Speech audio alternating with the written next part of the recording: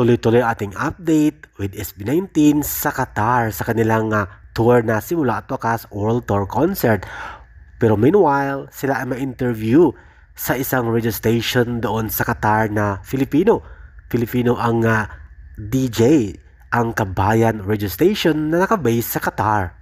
Ito ang Kabayan 94.3 radio station. Ang tanong ng isang announcer o DJ ay napasagot naman si Stel na talaga namang very humble at down-to-earth way na sagot niya sa tanong ng DJ ng Kabayan 94.3. Talaga namang nakakamangha at nakaka-inspired ang mga sagot nila.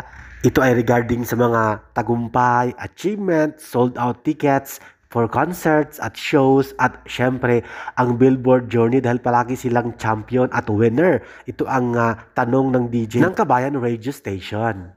At talaga namang napakaganda ang sagot nila at ito ay sinimulan ni Stel.